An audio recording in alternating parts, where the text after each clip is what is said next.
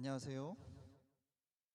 온라인 성경 공부 회복학교 임용희 목사입니다.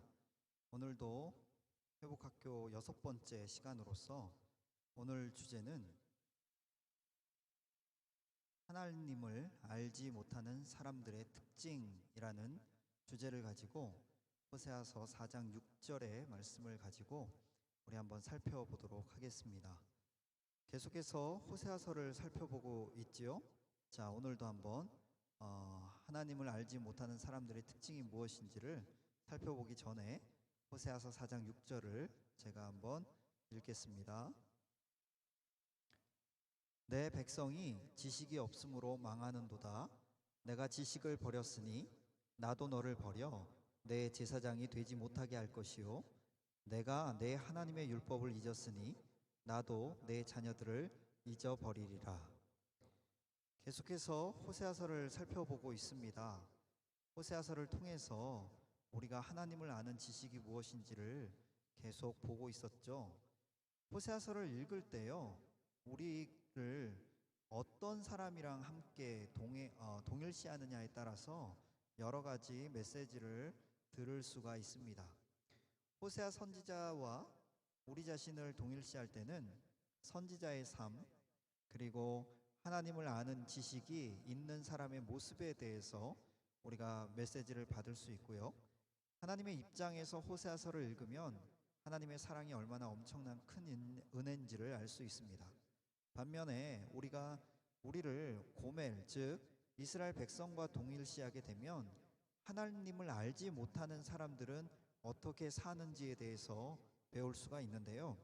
그래서 오늘은 호세아서 4장을 중심으로 고멜과 이스라엘에게 조금 초점을 맞추어 보고 오늘 4장을 통해서 하나님을 아는 지식이 없는 사람들의 특징에 대해서 말씀을 통해서 배워보기를 원합니다. 기억해야 될 것은 하나님을 아는 지식은, 즉 하나님을 아는지 모르는지에 대한 지식은 말이 아니라 삶의 모습에 의해서 결정이 되어집니다. 오늘 호세아서 4장을 다시 한번 살펴보면서 하나님을 알지 못하는 사람들의 특징들을 살펴보겠습니다. 첫 번째 특징은 무엇입니까? 그것은 진리를 따라 살지 않고 만족을 따라 삽니다. 즉 내게 만족을 주는 것이 무엇이든지 따라간다라는 것이죠. 호세아서 4장 1절과 2절에 보면 하나님께서 이스라엘 백성들을 향해서 너희는 하나님을 아는 지식이 없다라고 말씀합니다. 그러면서 왜 하나님을 아는 지식이 없는지를 이야기하는데요. 한번 제가 읽어보겠습니다. 이스라엘 자손들아, 여호와의 말씀을 들으라. 여호와께서 이 땅 주민과 논쟁하시나니 이 땅에는 진실도 없고 인애도 없고 하나님을 아는 지식도 없고 오직 저주와 속임과 살인과 도둑질과 간음뿐이요 포악하여 피가 피를 뒤이음이라.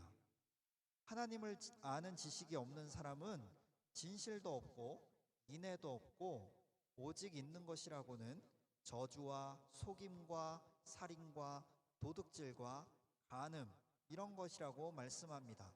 하나님을 아는 지식이 없는 사람들의 외형적인 특징이죠.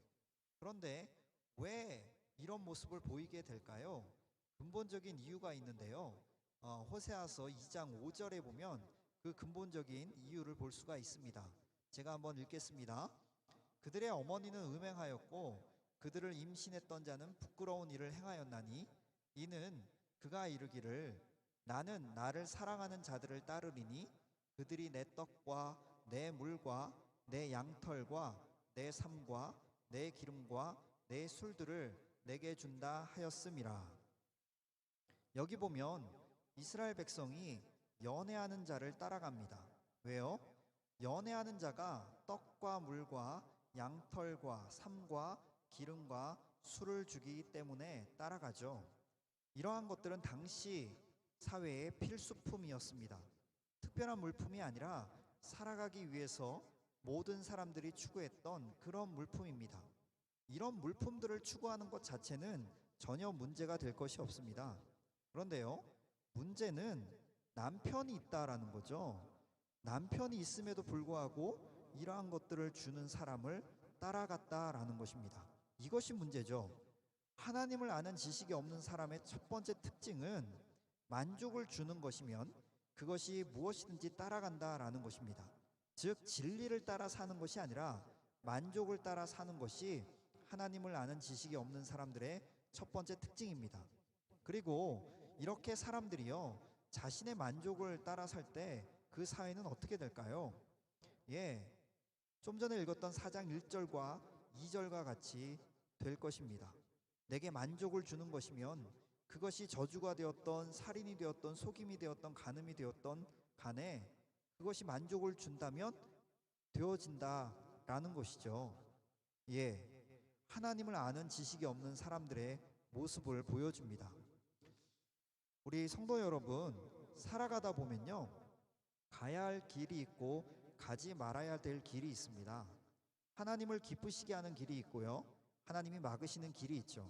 그런데요 하나님을 아는 지식이 없는 사람은 하나님이 막으시든지 말든지 관심이 없습니다. 그것이 속임이든 도둑질이든 간음이든 저주든 별 관심이 없는 거죠. 그저 그 길이 나에게 이익이 되는 길인가 아니면 나에게 만족을 주는가 여기에만 모든 관심이 있습니다. 하나님을 아는 사람은요 만족을 따라가는 것이 아니라 하나님을 따라 움직입니다. 모든 결정의 기준이 하나님이 이것을 원하시는가, 이 길은 하나님의 사람이 가도 되는 길인가 여기에 있는 것이죠. 그럴 때 그 사람에게는 인애와 진실이 나타납니다. 인애는 무엇입니까? 다른 사람에 대한 사랑, 즉 배려를 말하는 것이죠. 그런데 만족을 따라 사는 사람에게는 이런 배려를 찾아볼 수가 없죠. 내 만족이 급하고 중요한데 어떻게 다른 사람을 위한 배려가 나오겠습니까? 또 진실이란 무엇입니까? 속이지 않고 정직하게 살아가는 것입니다. 그런데요 이것 역시 만족을 따라 사는 사람들에게는 찾아볼 수 없는 특징이죠. 지금 출세해야 되고 돈 벌어야 하고 조금 더 좋은 직장 얻어야 하는데 정직과 진실을 기대하기 어리석은 것입니다. 인애와 진실을 따라 하나님을 따라가는 삶, 그것이요 하나님을 아는 지식이 있는 사람만의 특징입니다. 사랑하는 성도 여러분, 여러분은 무엇을 따라서 사십니까? 이 길이 나의 출세에 얼마나 도움이 되는 것인가? 얼마나 돈을 벌 수 있는 것인가? 이런 것들에 따라 움직이십니까? 그렇다면 아직 하나님을 잘 모르시는 분이십니다. 반복해서 말씀드리지만 돈을 버는 것, 출세하는 것, 이것이 잘못된 것은 아닙니다. 진짜 잘못은요 하나님이 주시는 것이 아닌데도 불구하고 그것을 얻을 수만 있다면 무엇이든지 따라가겠다는 영적인 간음이 잘못된 것이죠. 그래서요 호세아서 4장 10절은요 이렇게 말씀합니다. 그들이 먹어도 배부르지 아니하며 음행하여도 수요가 늘지 못하니 이는 여호와를 버리고 따르지 아니하였음이니라. 이는 여호와를 버리고 따르지 아니하였음이니라. 이 결과가 바로 4장 1절과 2절의 모습이죠. 사랑하는 성도 여러분, 기억하십시오. 하나님을 아는 지식이 있는 사람은 만족이 아니라 하나님을 따라 움직입니다. 저와 여러분들은 하나님을 바라보며 사는 그러한 성도님들 되어주시기를 간절히 부탁드리겠습니다. 두 번째, 하나님을 알지 못하는 사람들의 특징은요 다른 사람에게 잘못을 미룬다라는 것이죠. 4장 4절에 나오는데요, 그러나 어떤 사람이든지 다투지도 말며 책망하지도 말라. 내 백성들이 제사장과 다투는 자같이 되었음이니라. 무슨 말입니까? 표준 세번역을 보면요 훨씬 더 좀 이해하기가 쉬워서요 표준 세번역으로 제가 다시 한번 호세아 4장 4절을 읽겠습니다. 주께서 백성과 대사장을 심판하시다. 그러나 서로 다투지 말고 서로 비난하지도 말아라. 제사장아, 이 일로 내 백성은 너에게 불만이 있다. 자, 무슨 말입니까? 제사장들의 영적 부패의 책임을 지금 백성들에게 돌렸다라는 것이죠. 제사장들이 백성들을 향해서 말하기를 저들을 보니까 진짜 악하고 한심하다라는 것이죠. 어떻게 저렇게 하나님을 모르고 저렇게 악하게 살 수 있느냐라는 것이죠. 한마디로 백성들을 정죄하고 비난합니다. 그런데요, 이 제사장들이 정말 백성을 정죄할 만큼 다르게 살았을까요? 아니요, 그렇게 살지 않았습니다. 호세아서 4장 6절에서 9절은요, 이렇게 말씀합니다. 내 백성이 지식이 없음으로 망하는도다. 내가 지식을 버렸으니 나도 너를 버려 내 제사장이 되지 못하게 할 것이요, 내가 내 하나님의 율법을 잊었으니 나도 내 자녀들을 잊어버리리라. 그들은 번성할수록 내게 범죄하니 내가 그들의 영화를 변하여 욕이 되게 하리라. 그들이 내 백성의 속죄 제물을 먹고 그 마음을 그들의 죄악에 두는도다. 장차는 백성이나 제사장이나 동일함이라. 내가 그들의 행실대로 벌하며 그들의 행위대로 갚으리라. 무슨 말이죠? 제사장들이 하나님의 율법, 하나님의 말씀을 잊었습니다. 제사장의 직분이 무엇입니까? 하나님의 율법을 연구하고 백성들에게 가르치는 것이죠. 그런데 그들이 하나님의 말씀을 잊었다라는 것입니다. 직무태만입니다. 그런데요, 더 놀라운 것은 7절이죠. 하나님이 말씀하시는데 제사장들이 번성하면 번성할수록 더 범죄한다라는 겁니다. 하나님을 섬기는 제사장의 숫자가 늘어나면 그 사회가 더욱더 거룩해지고 하나님 앞에 정결해져야 될 건데, 오히려 반대로 이들의 숫자가 늘어나면 늘어날수록 더 범죄하게 된다라는 것이죠. 왜요? 아니, 어떻게 이런 일이 일어날 수 있습니까? 백성들은요, 제사장을 믿고 그들에게서 하나님의 섬기는 법을 배우죠. 백성들이 이 제사장들의 모습을 따라서 하나님을 섬깁니다. 그런데 이 제사장들이 하나님의 말씀을 잊어버렸다고 한다면 백성들이 어떻게 되겠습니까? 네, 안 봐도 비디오죠. 거기에다가 제사장들이 늘어남에 따라 범죄가 늘어나게 된 것이죠. 이것이 당시 제사장들의 현 주소였습니다. 그리고 8절에 보면 이 제사장들이 그들의 마음을 백성들의 죄악에 두고 있다라고 말씀합니다. 무슨 말입니까? 제사장들이 백성들이 죄를 더 많이 짓기를 마음속으로 바랬다는 것입니다. 왜요? 백성들이 죄를 더 지어야지만 속죄 제물이 더 많아지잖아요. 그래서 그 결과 제사장들이 먹을 것이 더 많아지기 때문이죠. 야, 이거 정말 심각한 상태입니다. 이런 제사장들이 자신들의 문제는 보지 못하고 백성들을 정죄하고 있습니다. 이것이 바로 하나님을 아는 지식이 없는 사람의 두 번째 특징입니다. 자신의 문제를 보지 않고 다른 사람에게 잘못을 돌리고 정죄하는 것입니다. 자, 다시 한번 4절로 돌아와서요, 이렇게 되니까 백성들도 불만이 큽니다.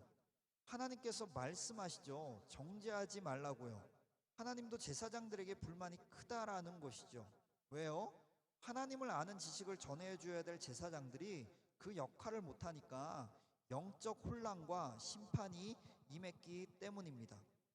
오늘날 누가 제사장입니까? 목회자입니까? 네, 1차적으로는 그럴 수 있습니다. 그렇지만 교회의 부패와 제약에 대한 책임은 1차적인 책임은 목회자에게 있지만, 중요한 것은 성경은 목회자와 일반 성도를 구분하고 있지 않다라는 것이죠. 성경은 어떻게 말씀하고 있습니까? 베드로전서 2장 9절입니다. 그러나 너희는 택하신 족속이요 왕 같은 제사장들이요 거룩한 나라요 그의 소유가 된 백성이니 이는 너희를 어두운 데서 불러내어 그의 기이한 빛에 들어가게 하시니에 아름다운 덕을 선포하게 하려 하심이라. 모든 믿는 사람들은 다 제사장입니다. 하나님의 말씀을 전하기 위한 사역자라는 것이죠. 그러므로 호세아서 4장 4절에서 9절까지의 말씀은요, 오늘날 목회자들을 위한 말씀이 아니라 하나님의 덕을 전해야 될 책임 있는 모든 그리스도인들, 즉 교회에 대해서 하시는 말씀입니다. 오늘날 지금 한국 사회는요, 참 심각하게 부패하고 타락했습니다. 그리고 교회는요, 이런 세상을 향해서 손가락질을 합니다. 저 하나님을 떠난 타락한 백성들의 모습을 보라고 말이죠. 그러나 하나님께서는요, 오늘날 교회를 향해서 호세아서 4장의 말씀을 하고 계십니다. 그들을 정죄하지 말라는 것입니다. 세상도 그리고 또 하나님도 교회에 불만이 크다라는 것이죠. 왜요? 정죄하기에 앞서서 좀 제대로 된 믿음을 보여달라는 것입니다. 세상이 교회를 향해서 말한다는 겁니다. 나 좀 믿게 해줘. 믿고 싶은데 교회를 보고 있으면 도무지 믿고 싶지 않아. 세상이 이렇게 말하고 있다라는 것이죠. 교회는요, 세상에게 하나님을 섬기는 것은 이런 것이다라는 것을 보여줘야 될 제사장의 책임이 있습니다. 그런데요, 호세아의 때와 같이 교회가 그 역할을 하지 못하고 있습니다. 교회가 하나님을 아는 지식이 없기 때문에 오늘날 세상이 이렇게 되었다는 것이죠. 세상 사람들이 하나님을 믿고 싶어도 믿는 사람들, 즉 그리스도인들을 보니까 도무지 믿고 싶지가 않다라는 것입니다. 똑같이 자기들처럼 돈에 멀고 똑같이 썩은 냄새가 나고 말로는 하나님을 섬긴다고 하는데 똑같이 속이는 그러한 일들이 교회에도 비일비재하다라는 것이죠. 이것이 세상을 향해서 교회가 할 말이 없는 그러한 문제가 아니겠습니까? 교회가 많아지면 많아질수록 믿는 사람이 늘어나면 늘어날수록 오히려 사회가 조금 더 혼탁해지고 있다라는 것입니다. 이게 오늘날을 살고 있는 우리의 현실입니다. 교회가 하나 들어서면요, 그 주위의 혼탁하고 타락한 분위기가 바뀌고 사람들의 마음이요, 영적인 것에 관심을 가지게 되고 이래야 정상 아닙니까? 그런데 어떻게 교회가 들어섰는데 더 악해지고 살벌해질 수 있습니까? 만약 우리가 이러한 모습이 있다면 세상을 돌아보기에 앞서 하나님 앞에 회개해야 할 것입니다.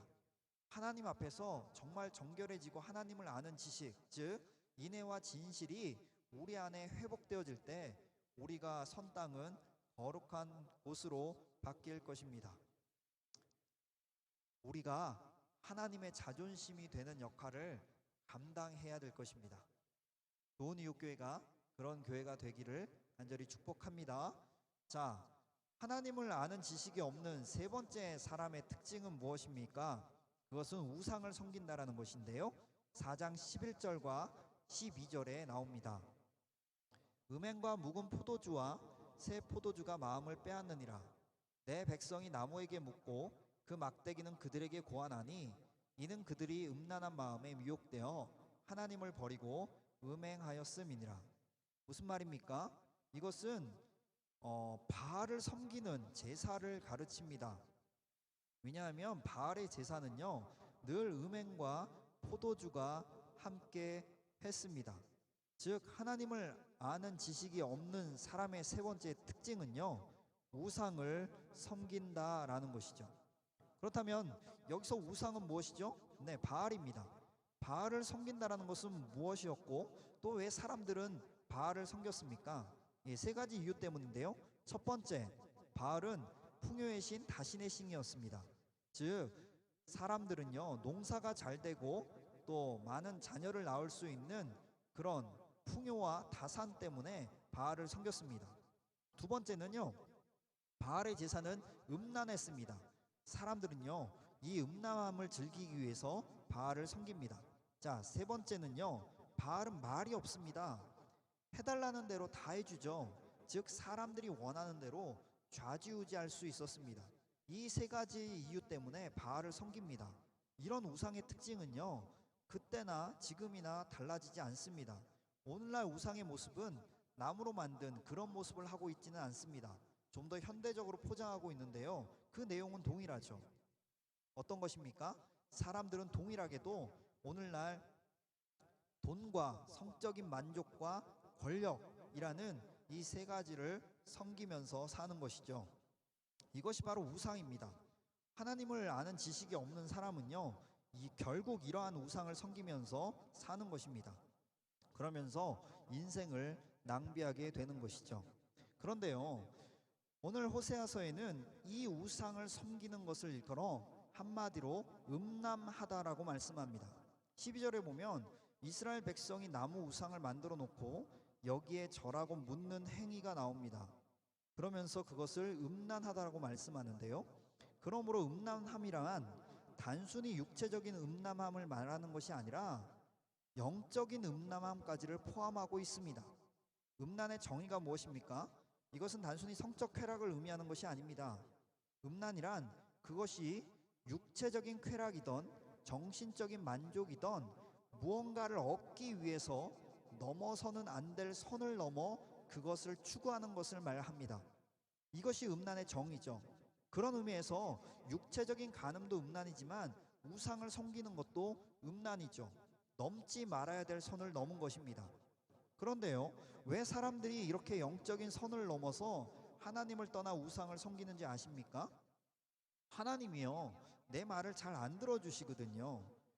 하나님 앞에 기도하면 바로 즉각적으로 응답이 와야 되는데 하나님이요, 내 말을 잘 듣지 않습니다. 그러면 사람들이요, 겸손하게 하나님이 왜 내 기도를 들어주지 않으실까? 이렇게 물어야 되는데 이렇게 묻지 않고요, 그냥 선을 넘어가 버립니다. 어떻게 넘어갑니까? 야, 신이 너밖에 없냐? 이렇게 넘어갑니다. 그리고 다른 신에게로 가는 것이죠.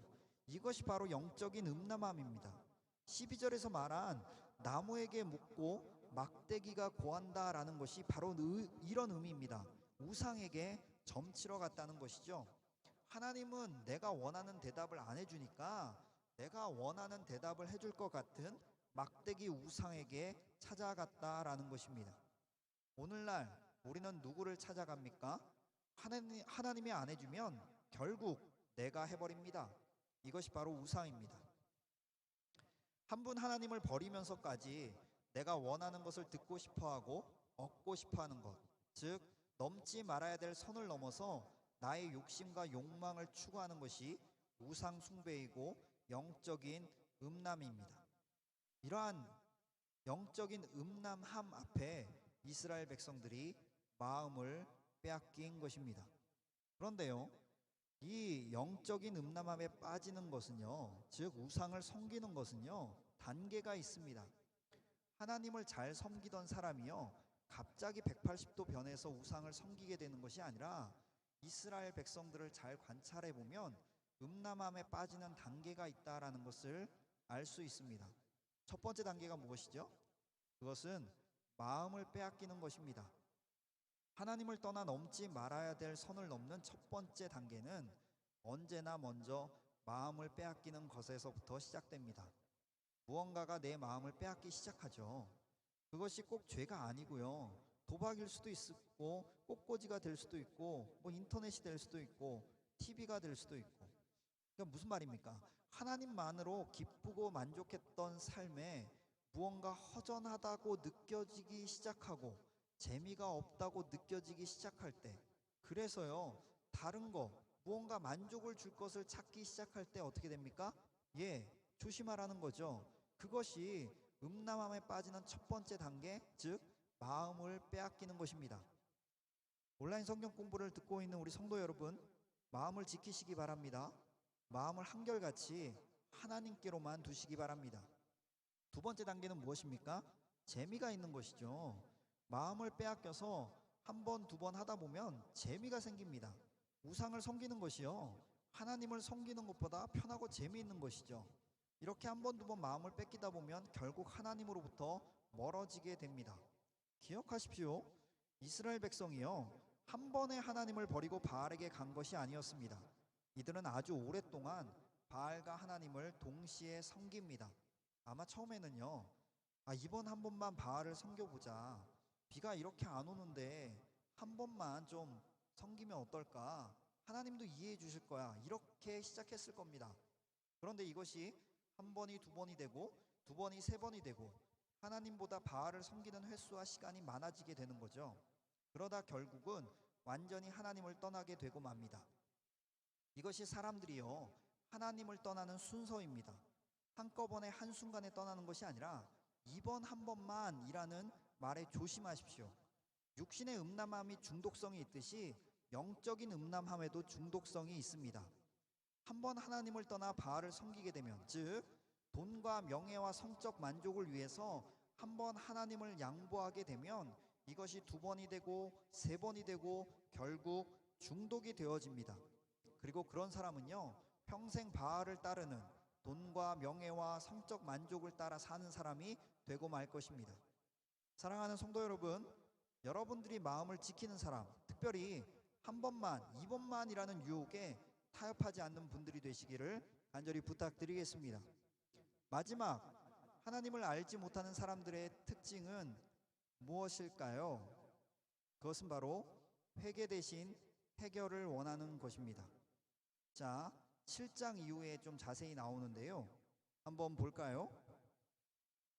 7장 6절, 14절, 16절에 나옵니다. 제가 읽겠습니다. 그들이 가까이 올 때에 그들의 마음은 간교하여 화덕 같으니 그들의 분노는 밤새도록 자고 아침에 피우는 불꽃 같도다. 성심으로 나를 부르지 아니하였으며 오직 침상에서 슬피 부르짖으며 곡식과 새 포도주로 말미암아 모이며 나를 거역하는도다. 그들은 돌아오나 높으신 자에게로 돌아오지 아니하니 속이는 활과 같으며 그들의 지도자들은 그 혀의 거친 말로 말미암아 칼에 엎드러지리니 이것이 애굽 땅에서 조롱거리가 되리라. 무엇이라고 말씀합니까? 하나님을 떠나 마음대로 살다 보니까 하나님께서 매를 드십니다.